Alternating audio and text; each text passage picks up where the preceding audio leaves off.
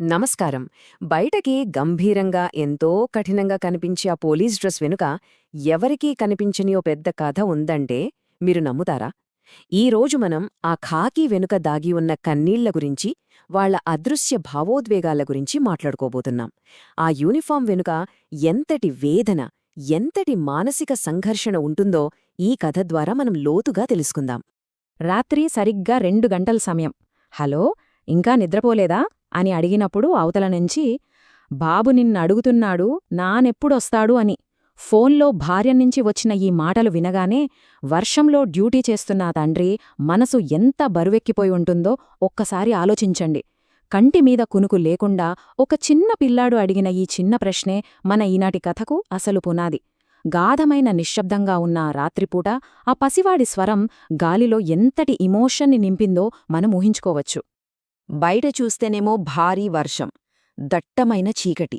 ఆ చీకట్లో 35ఏళ్ల కానిస్టేబుల్ అర్జున్ గత 3 రోజులుగా ఇంటికే వెళ్లలేదు.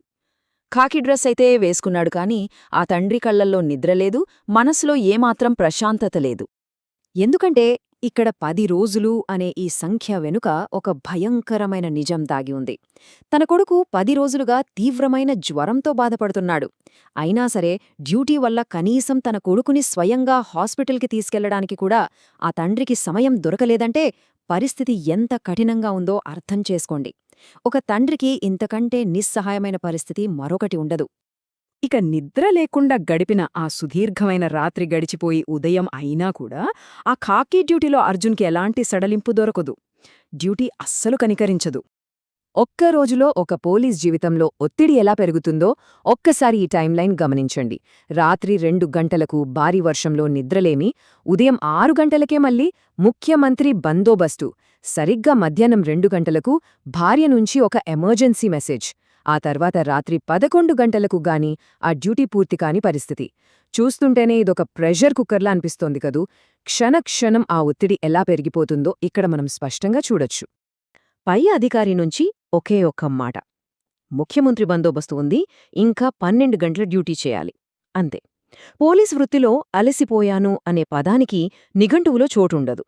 అర్జున్ ముఖంలో ఎంత అలసట ఉన్నా సరే సార్ అని చెప్పి ఆ ఆదేశాన్ని మౌనంగా పాటించాల్సిందే.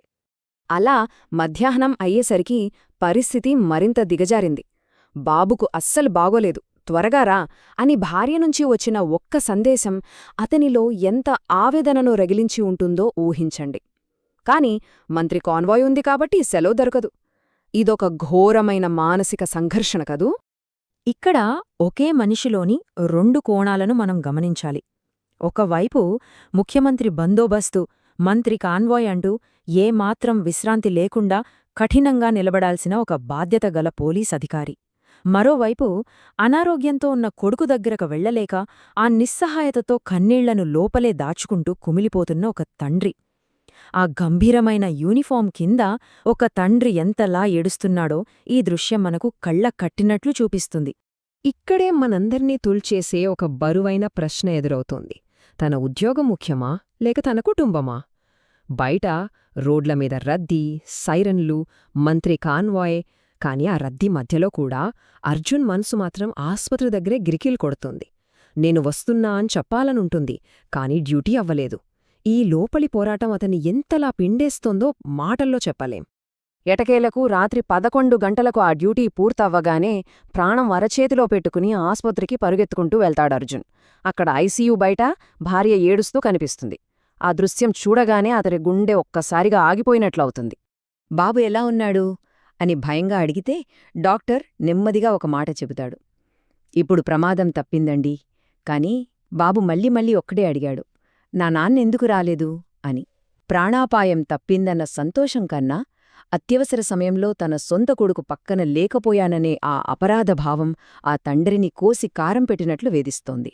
నెమ్మదిగా ఐసీయూ లోపలికి వెళ్లి బెడ్ మీద బలహీనంగా ఉన్న తన కొడుకుని చూస్తాడు అర్జున్. అప్పుడా చిన్నపిల్లాడు అత్యంత బలహీనమైన స్వరంతో అన్నమాట, నాన్నా, నువ్వు అందరికోసం డ్యూటీ చేస్తావు కదా, నాకూడా కొంచెం సమయం ఇవ్వు నాన్నా. అబ్బా, ఈ ఒక్క మాట వింటే ఏ తండ్రి గుండె మొక్కలవ్వదు చెప్పండి. సమాజాన్ని కాపాడే ఈ ప్రయత్నంలో తన సొంత కుటుంబానికి తనెంత దూరమయ్యాడో ఆ క్షణంలో అతనికి స్పష్టంగా అర్థమవుతుంది. నిజానికే ఇది కేవలం ఒక్క అర్జున్ కథ మాత్రమే కాదండి. పోలీస్ వ్యవస్థలో పనిచేసే ఎంతోమంది జీవితాల్లోని నిజమైన భావోద్వేగమిది. ఆ ఖాకీ డ్రెస్ వెనక దాగి ఉన్న ఇలాంటి ఎన్నో వాస్తవాలు చాలామందికి తెలియవు. ఆ డ్రెస్ మీదున్న పేరు పోలీస్ కావచ్చు, కాని ఆ ఖాకీ వెనుక కూడా ఒక తండ్రి ఉంటాడు, ఒక భర్త ఉంటాడు, వాళ్లకి ఒక కుటుంబముంటుంది. ఆ కుటుంబానికి మనలాగే బాధలుంటాయి, కన్నీళ్లుంటాయి కదా. ఖాకీ వేసుకున్న ప్రతి వ్యక్తి విధి నిర్వహణ కోసం తన స్వంత భావాలను కడుపులోనే దాచుకునే ఒక సాధారణ మనుష్యే సుమా. మనం ఇళ్లల్లో ప్రశాంతంగా నిద్రపోవడానికి ఎన్ని పోలీస్ కుటుంబాలు తమ సంతోషాలను త్యాగం చేస్తున్నాయో మనమెప్పుడైనా గుర్తించామా? బయట భారీ వర్షమొచ్చినా, తుఫానొచ్చినా లేదా ఇంట్లో ముఖ్యమైన పండుగ ఉన్నా వాళ్ల కుటుంబాలు ఎదురుచూస్తూనే ఉంటాయి. కాని వీళ్లు మాత్రం ప్రజల రక్షణ కోసం డ్యూటీలోనే నిలబడతారు. అందరి శాంతి కోసం తమ వ్యక్తిగత సంతోషాలను పూర్తిగా పక్కన పెట్టేస్తారు. మన భద్రత కోసం తమ జీవితాలనే అంకితం చేస్తున్న ప్రతి పోలీస్ అధికారికి, వాళ్లకోసం ఏళ్ల తరబడి నిశ్శబ్దంగా ఎదురుచూసే వాళ్ల కుటుంబాలకు మనం మనస్ఫూర్తిగా ధన్యవాదాలు చెప్పుకోవాలి. చివరగా ఒక్క మాట. ఇకపై రోడ్డు మీద ఒక పోలీస్ అధికారిని చూసినప్పుడు కేవలం ఆ కఠినమైన ఖాకీని మాత్రమే కాదు, దాని వెనుక దాగి ఉన్న కన్నీళ్లని, వాళ్లు చేస్తున్న మౌన త్యాగాలని మీరు ఖచ్చితంగా గుర్తుంచుకుంటారు కదూ? ఆలోచించండి.